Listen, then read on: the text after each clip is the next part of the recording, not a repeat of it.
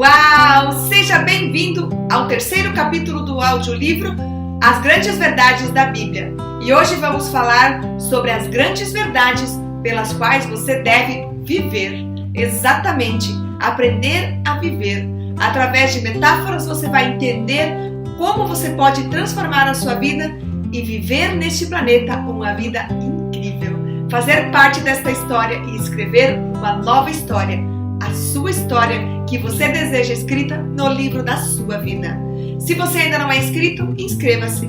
Ative o sininho para receber as notificações do próximo capítulo. Eu estou muito feliz e grata por você fazer parte desta história. E se você está aqui, é porque você está na mesma frequência que nós estamos.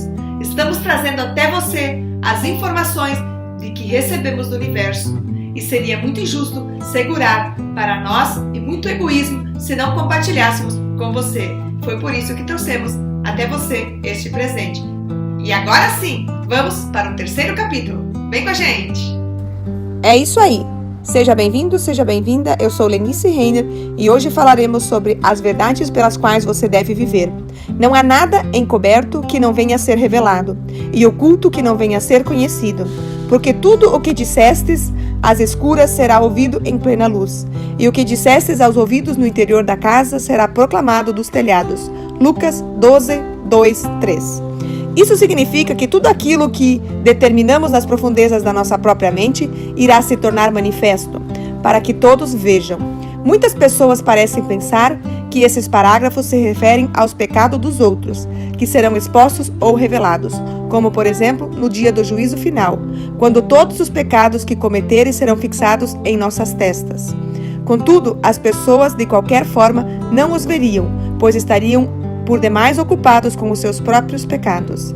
Esses versículos se referem às leis da involução e evolução. Em outras palavras, tudo o que é involuído em sua mente será evoluído e concretizado em todas as fases da sua vida. Representam a lei da ação e reação. Medo, raiva, amor, alegria e tristeza, tudo se torna manifesto na tela do espaço. Um homem me disse: "Sofro aqui, mas irei para o paraíso quando morrer." Todo sofrimento é decorrente da ignorância. Expliquei-lhe que o Espírito ou Deus não pode sofrer. Sofremos porque usamos e aplicamos erroneamente as leis da mente.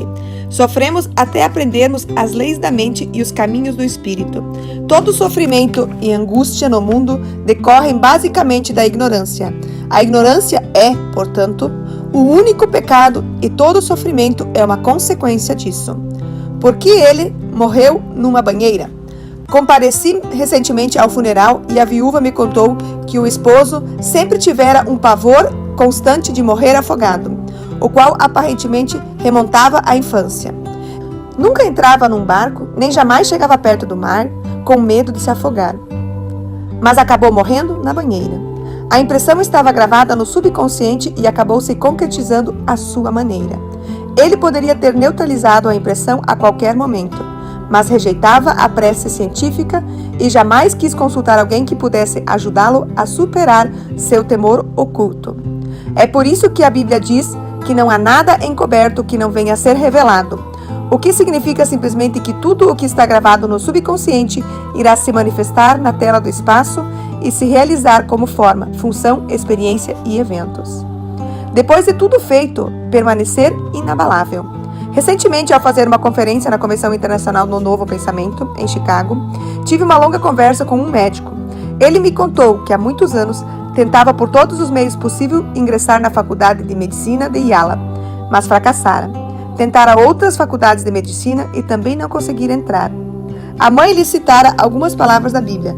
Depois de tudo feito, permanecer inabalável. Efésios capítulo 6, versículo 13. E dissera: "Isto significa que deve parar de correr em círculos. Relaxe, pare de tentar encontrar uma saída com a sua mente consciente. Fez o melhor possível. Entregue o seu pedido ao subconsciente e deixe que a inteligência criativa da mente mais profunda resolva o problema." Era um sábio conselho. A Segunda Guerra Mundial começou naquela ocasião. Ele foi convocado e, como tinha cursos preliminares apropriados, o exército o enviou para uma faculdade de medicina.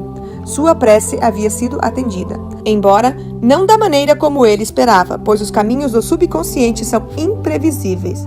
Assim, tudo o que você falar na escuridão será ouvido em plena luz. Foi o que aconteceu com esse médico. Entregou o seu pedido à escuridão, ou seja, à mente subconsciente, onde a ideia germinou e desabrochou no tempo devido.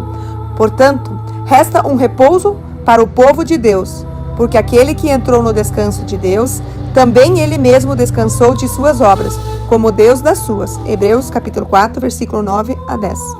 O repouso referido é a sua convicção interior, é relaxamento, é uma certa sensação de indiferença. Pode ser chamado de conhecimento silencioso interior da alma, da certeza interior, que o leva a saber que a sua prece é atendida. Quando você está indiferente, deixa de reagir. Fique indiferente quando está adormecido. A indiferença divina significa que você sabe que é impossível que sua prece não seja atendida. Ela encontrou a felicidade. Uma jovem saiu com muitos homens e teve inúmeras desilusões. Os homens com os quais saía sempre diziam que eram solteiros, mas ela acabava descobrindo que eles eram casados. Haviam-lhe mentido e estavam querendo apenas se aproveitar dela. Seus 2 casamentos anteriores haviam terminado em divórcio. Por sugestão minha, ela passou a praticar a seguinte técnica antes de dormir. Imaginava que eu estava lhe apertando a mão, desejando-lhe todas as bênçãos em seu casamento, o que significava para ela que já estava casada. Ela sentia a solidez, naturalidade, a tangibilidade da aliança no seu dedo. Tudo isso ocorria todas as noites num estado passivo e sonolento, com a jovem plenamente consciente de que devia primeiro aceitar o ideal em sua mente antes de qualquer casamento pudesse ocorrer em seu plano objetivo. O ideal que tinha em sua mente era um homem de mentalidade espiritual que se harmonizasse perfeitamente com ela. Ouvir-me desejar todas as bênçãos da vida a cada noite era um meio de impregnar em sua mente subconsciente. Não demorou muito para que ela se casasse com um ministro religioso e fosse muito feliz. Convença-se da eficiência e solidez desta técnica extremamente simples. Que técnica é essa? Usar o poder do seu subconsciente para imprimir o seu desejo. Uma mãe que se preocupava desnecessariamente com o filho. Conheci uma mãe terrivelmente angustiada porque o filho blasfemava com Deus e dizia: Deus não existe. Ela havia lido na Bíblia, mas aquele que blasfemar contra o Espírito Santo não tem perdão para sempre, visto que é réu do pecado eterno. Este versículo você encontra no livro de Marcos, no capítulo 3, versículo 29. Esse trecho da Bíblia tem assustado muitas pessoas. A vida, ou Deus, no entanto, é o perdão eterno. Tu és tão puro de olhos que não podes ver o mal e a iniquidade não podes contemplar. Abacuque, capítulo 1, versículo 13. E o Pai a ninguém julga, mas ao Filho confiou todo o julgamento. João, capítulo 5, versículo 22. O Filho significa a sua mente. Você julga a si mesmo pelos pensamentos que acalenta e pelas conclusões que chega. Quando cessa de criticar, punir, rebaixar e condenar a si mesmo, instalando na sua mente os pensamentos divinos, há uma reação automática do subconsciente e o passado é esquecido para nunca mais ser lembrado. Se anteriormente você usava e aplicava erroneamente os princípios da química e matemática e depois passou a usá-los de maneira correta, esses princípios não acalentam qualquer ressentimento. A mente também é um princípio. Quando você começa a usá-la de maneira correta, obterá resultados imediatos. Um novo princípio é um novo fim. Comece com o amor e terminará com sucesso, saúde, paz de espírito.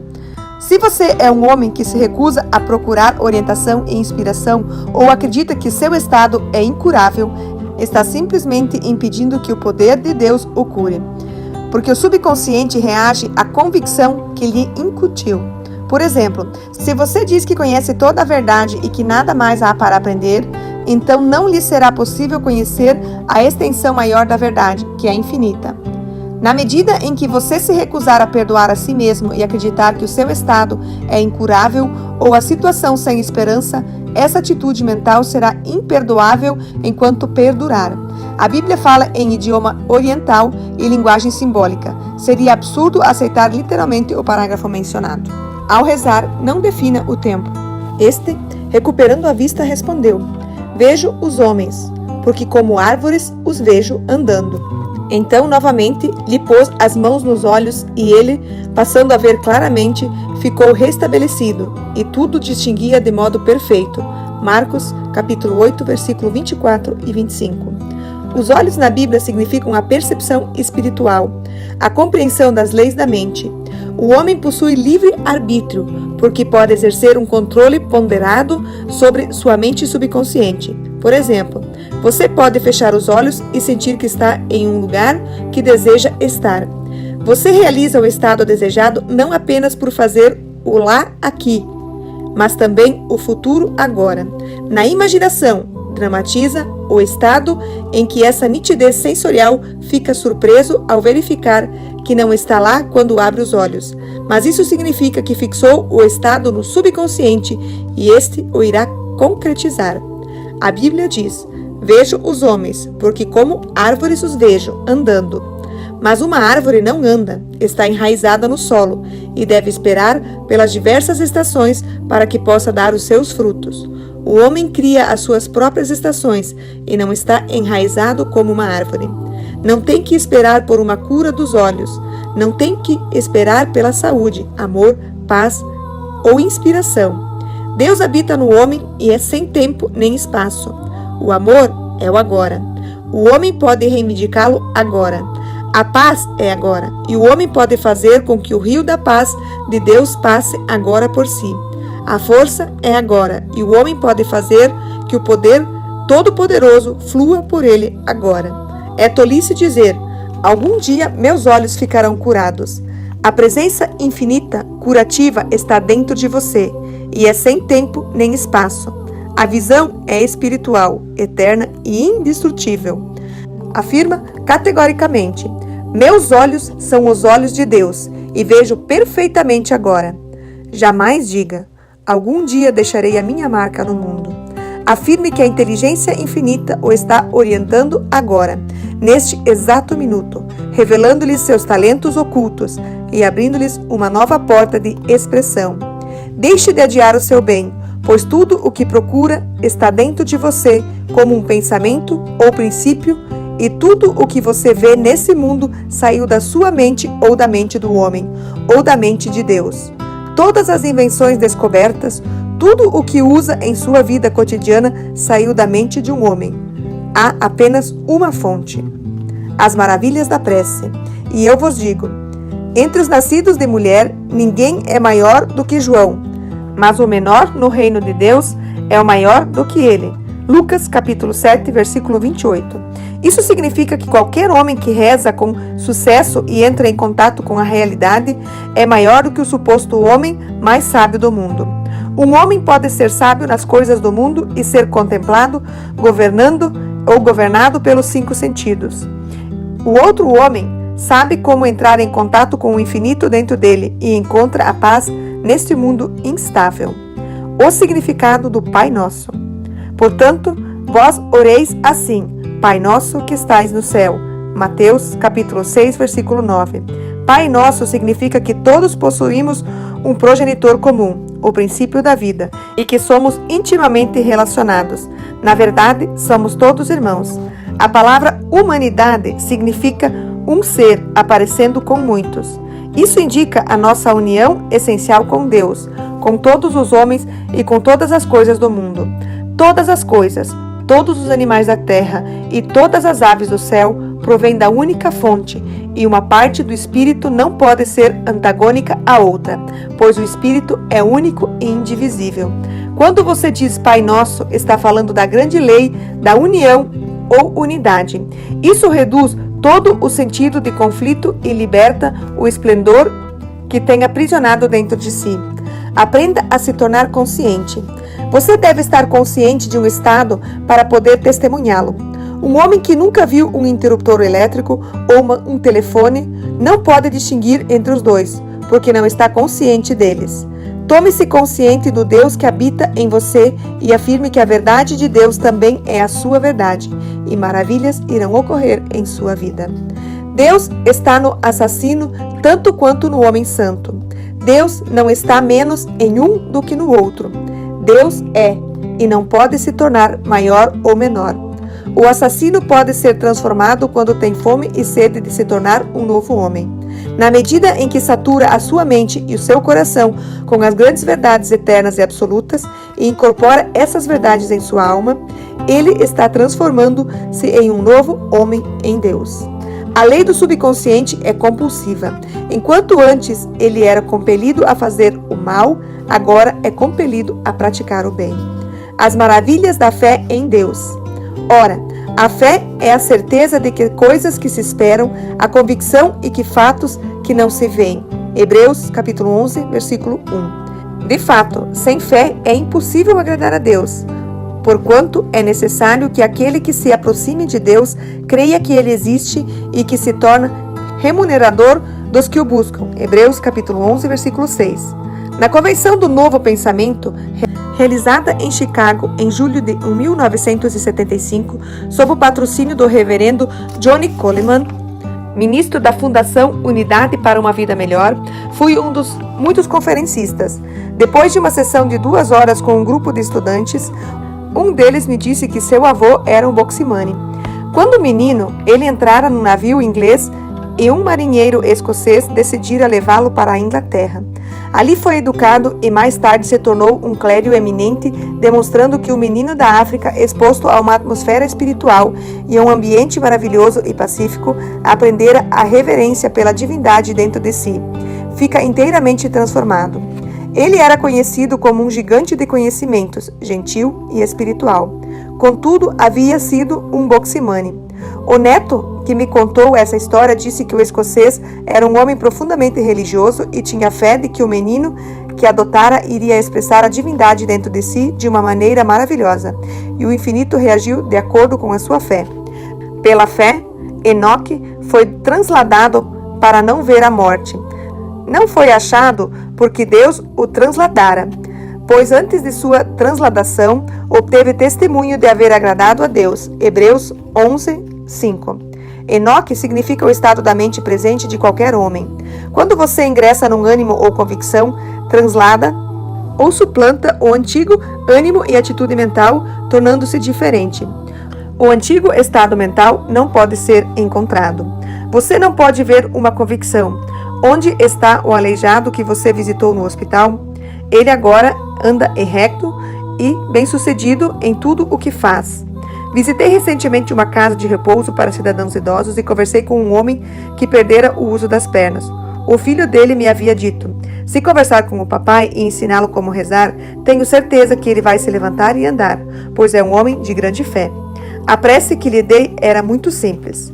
Deus anda e fala em mim e através do poder do Todo-Poderoso, e me torno pleno e são. Disse-lhe também que se imaginasse a andar a caminho de minha casa para informar-me que o milagre acontecera. Disse-lhe que deveria sentir o que eu estava cumprimentando, dando-lhe os parabéns pelo milagre que Deus operara em sua vida. E deveria fazer com que o lá se tornasse aqui, e que o futuro viesse agora em sua imaginação. Devia sentir a realidade de tudo isso. Em outras palavras, mental e emocionalmente, ele estava em meu gabinete e sentia o meu aperto de mão imaginário. Ele repetiu tal imagem em sua mente muitas vezes por dia, até senti-la com naturalidade e intensidade. Ele andou um mês depois, numa manhã de segunda-feira, experimentando objetivamente o que imaginara na sua mente muitas vezes por dia, ao longo de 4 semanas. Transladou o estado antigo, aleijado, que o homem que anda é reto. Morreu para o velho estado. Não se pode encontrar o estado aleijado, não importa aonde você o procure, pois agora ele já não é mais aleijado e está sim andando. A Bíblia foi escrita por homens. Novas Bíblias estão constantemente sendo editadas, sendo corrigidas e modificadas erros anteriores de tradução. A Bíblia sendo escrita por homens não é perfeita e numerosos erros têm sido descobertos de tempos em tempos. O que devemos aprender da Bíblia não é a palavra literal. A palavra é o ânimo, o pensamento, sentimento, o sentido interior que transmite. Muitas pessoas acreditam que se deve citar a Bíblia literalmente. Como é possível? A Bíblia original não foi escrita em nossa língua, e o hebraico original de 5.000 anos atrás é inteiramente diferente do hebraico moderno, assim como a linguagem de Chaucer é inteiramente diferente do inglês que se fala atualmente. Em nossos tempos atuais, ninguém mais dá à filha o nome de Daisy, Fanny e Pansy, palavras que acabaram mudando o sentido com o passar dos anos. Mas quando eu era menino, tais nomes eram comuns para as garotas. Ninguém também chamaria o seu filho de Judas, porque não haveria de querer que o menino fosse ridicularizado na escola.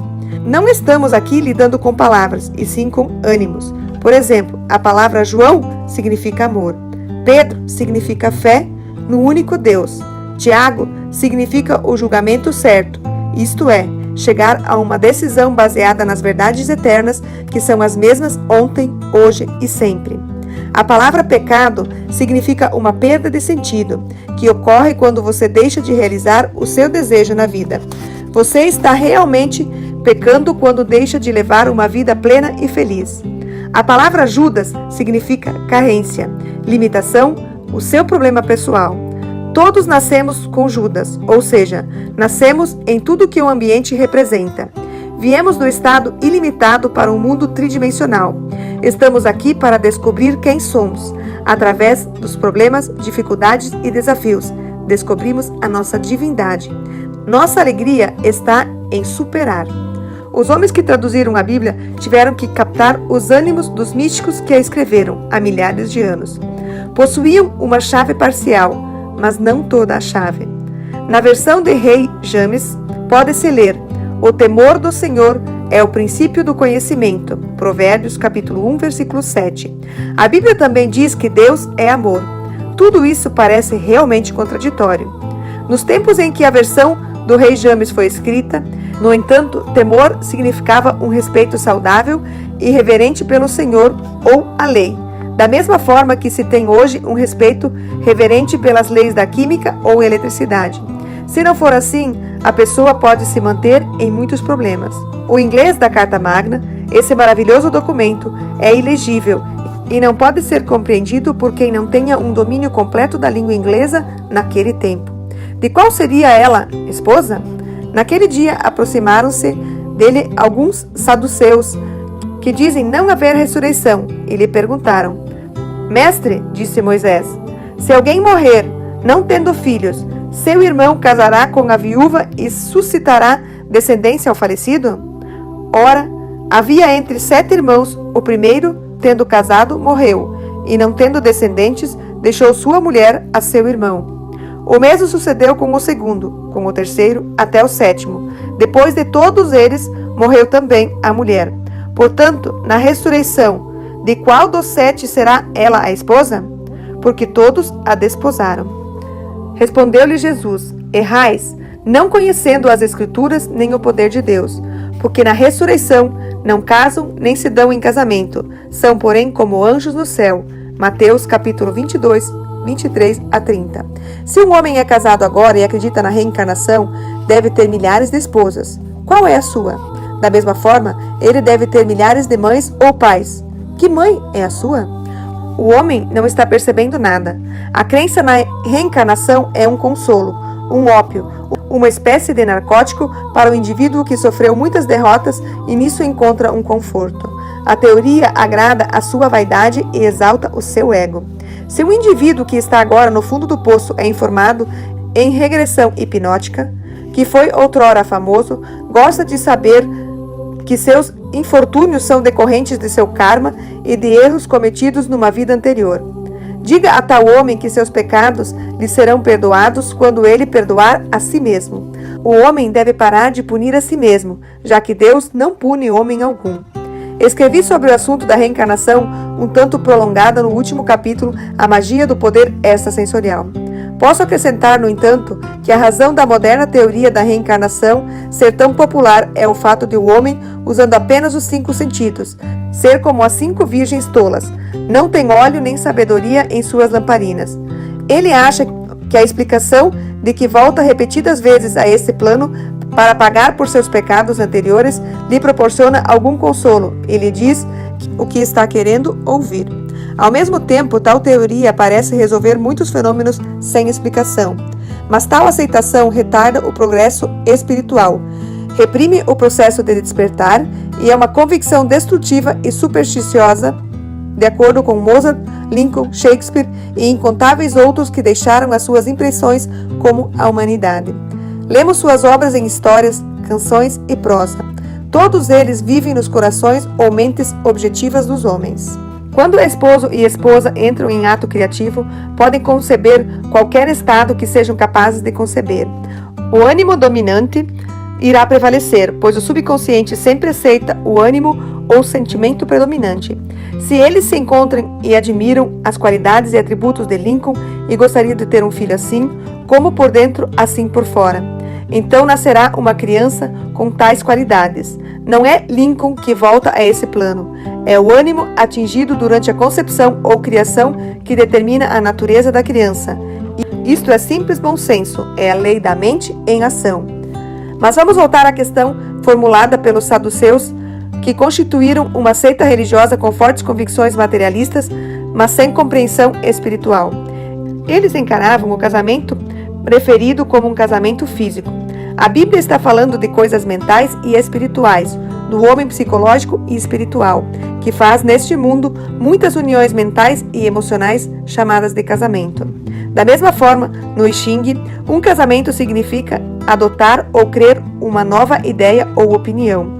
Se você acreditar que morangos lhe provocam urticária, isso é um casamento, em termos bíblicos, no qual tem frutos, ou seja, o resultado físico da convicção ou opinião que você aceitou. Se você casa com ou aceita a ideia de que sentar perto de um ventilador o deixará com torcicolo, terás o fruto desse casamento, que é o torcicolo. Pense em todos os incontáveis casamentos mentais que os homens fazem nesse mundo, aceitando todos os tipos de falsas crenças, opiniões e superstições. Você é o que você acredita ser. Paulo disse: morro dia após dia. 1 Coríntios, capítulo 15, versículo 31. Você deve morrer para o que é agora, a fim de que possa viver para o que deseja ser. Você está no paraíso agora. Não se trata de algum lugar para onde você vai quando você morre. Você vive, se move e tem a sua existência no Espírito infinito dentro de você, que nunca nasceu e jamais morrerá. Você pode morrer para o medo e viver para a fé em Deus e em todas as coisas boas. Você pode morrer para a pobreza e viver nas riquezas de Deus que estão ao seu redor. Você pode morrer para as superstições e adotar a sabedoria de Deus, experimentando assim o segundo nascimento, uma regeneração espiritual na qual a sabedoria de Deus unge o seu intelecto e você passa a agir do ponto de vista da presença e poder infinito. Não com base na estrutura imposta de ignorância, medo e superstição, que são os chamados de 3 malandros ou 3 rufiões. Há alguns meses dei conselhos a um alcoólatra que perdera sua família, o negócio e o prestígio. Ele era completamente irresponsável e estava dominado pela autocondenação. Decidiu morrer para o seu estado atual e ir para o paraíso, que é harmonia, saúde, paz e realização. Todas as noites ele repetia para si mesmo: a paz e a sobriedade me pertencem. O poder todo-poderoso flui através de mim, proporcionando-me liberdade, paz, harmonia e força. Tomei uma decisão e sei que o poder de Deus me sustentará. Ao final de uma semana, ele havia conseguido se libertar totalmente do vício. Tomou a decisão de se tornar um novo homem e voltou para a mulher e os filhos. Fez um curso noturno aplicando-se tenacidade nas aulas de administração de empresas. Seu empenho e zelo produziram resultados. Está agora à frente da sua própria empresa e é extremamente bem-sucedido. Morreu psicologicamente para o homem doente, fraco e inseguro, para o homem que se lamúria e se queixava. Nasceu para a paz, tranquilidade, triunfo e realização. Psicologicamente, ele morreu e foi para o paraíso, a paz e a harmonia. O significado profundo da Bíblia faz sentido, porque a letra mata, mas o espírito dá vida. 2 Coríntios, capítulo 3, versículo 6. E é desta forma que morrer para o velho para deixar o novo entrar. Na história que a Bíblia conta de Jesus, que morreu e ressuscitou, morrer para o velho e ressuscitar para o novo ser que você deseja ser a partir de agora. Eu convido você para estar nos acompanhando nessa jornada. As grandes verdades da Bíblia, do Dr. Joseph Murphy. A revelação da grande verdade de quem somos e o que estamos fazendo neste planeta. Despertar de uma nova consciência. Você pode, assim como eu tive a oportunidade de despertar para um novo mundo. Seja você o próximo. Continue acompanhando o nosso canal no YouTube. Se você ainda não é inscrito, inscreva-se. Ative o sininho para receber as notificações dos próximos capítulos. E se você chegou até aqui pela primeira vez, acompanhe a nossa jornada na nossa playlist que deixamos no link aqui abaixo. Sou muito feliz e grata por você estar conosco nesta caminhada. Tudo isso é feito especialmente para você. Todo esse conhecimento está sendo dividido para que você também tenha a oportunidade de conhecer a grande verdade da Bíblia. Em outras palavras, esse capítulo se resume ao poder da sua mente de criar maravilhas em sua vida. Você é aquilo que você acredita. Se você acreditar que nasceu para sofrer, assim o seu desejo se manifesta. Se você acreditar que você nasceu para o sucesso, assim o sucesso alcançará glórias em sua vida, pois é você quem acredita. Tudo acontece na sua mente primeiro, antes de acontecer no plano e espaço na sua vida real. Tudo o que você deseja em sua vida deve estar claro e impresso na sua mente subconsciente para se manifestar ao redor de ti. Ver para crer é o desejo de muitos, mas neste capítulo fica muito bem claro que você precisa acreditar e assim você verá. Vem conosco nessa jornada. E mais uma vez, muito feliz e grata por você estar aqui. Os parabéns de hoje são para você por se permitir estar ouvindo e chegar ao final. E dessa forma, finalizamos o terceiro capítulo do livro As Grandes Verdades da Bíblia. E eu te vejo no próximo capítulo.